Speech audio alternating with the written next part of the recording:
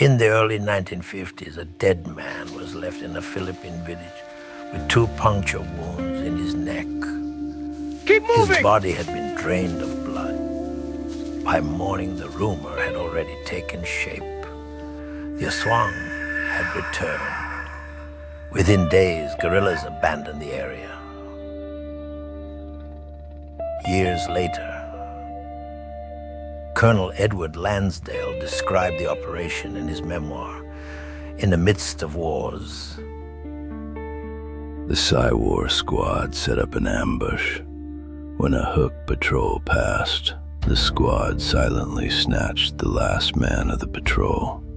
They punctured his neck with 2 holes, vampire fashion, held the body up by the heels, drained it of blood, and put the corpse back on the trail. Lansdale explained the intent behind the spectacle in the same account.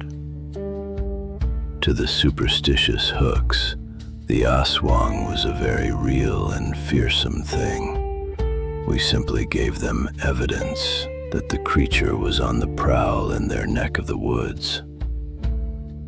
The incident did not begin with folklore. It began with insurgency. After the Second World War, the Philippines faced a growing rebellion led by the Hukbalahap, commonly known as the Huks. Originally organized to resist Japanese occupation, the movement transformed into a communist-led insurgency against the Philippine government. By 1949, rural violence had intensified.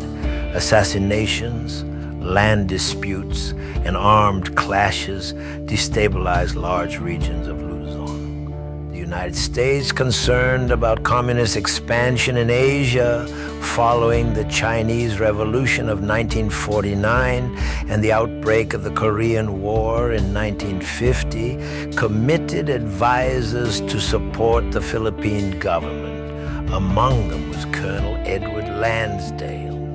Lansdale had served in the Office of Strategic Services during the war and later in the newly formed Central Intelligence Agency.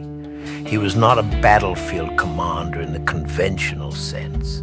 His specialty was psychological warfare. He believed insurgencies were won in the mind before they were defeated in the field. Stationed in Manila in 1950, Lansdale worked closely with Philippine Defense Secretary Ramon Magsaysay.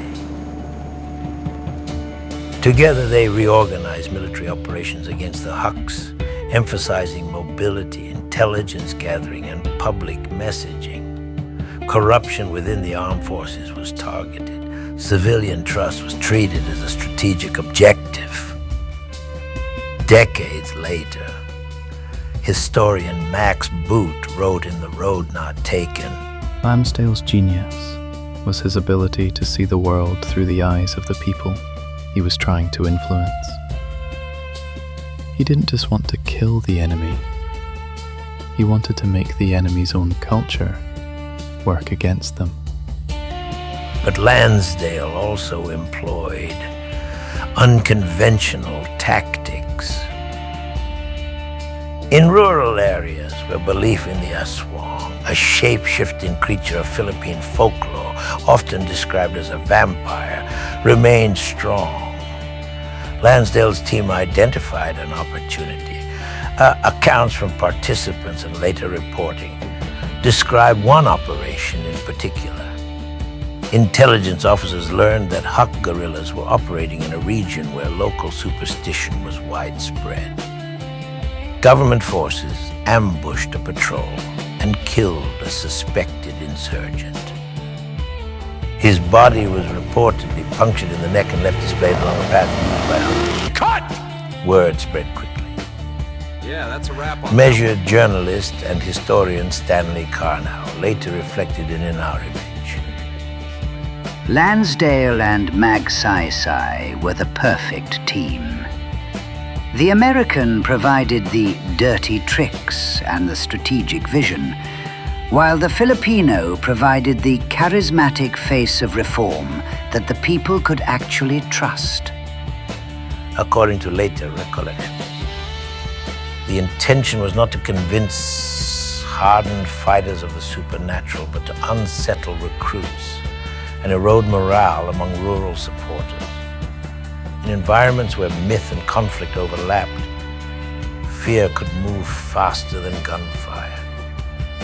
Intelligence historian Thomas Powers wrote in The Man Who Kept the Secrets, Lansdale's methods were the ultimate black art.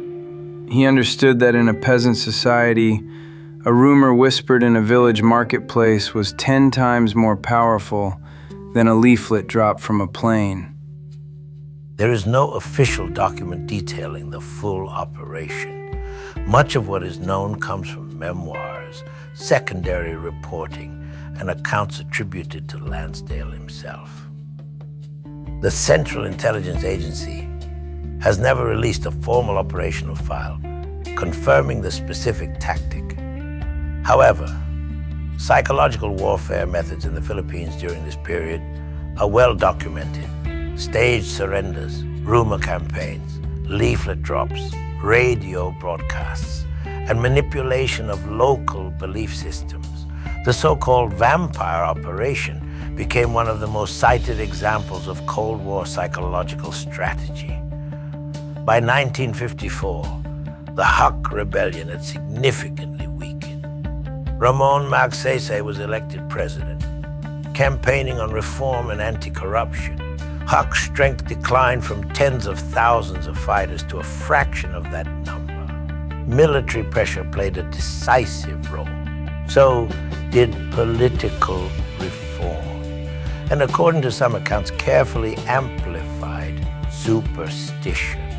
Reflecting on Lansdale's broader reputation, General John Singlaub wrote in Hazardous Duty, He was the quiet American, a man who believed that the right story, told at the right time, could be more lethal than a battalion of Marines.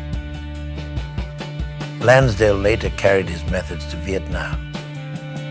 The Philippine campaign became a template for what the United States would call counterinsurgency, combining force, reform, and narrative. The vampire story endured because it illustrated something essential, not the power of myth alone, but the willingness of modern intelligence services to weaponize belief. In the jungles of Luzon, folklore became a tool, deliberate, and in the early Cold War, fear itself became a tactic.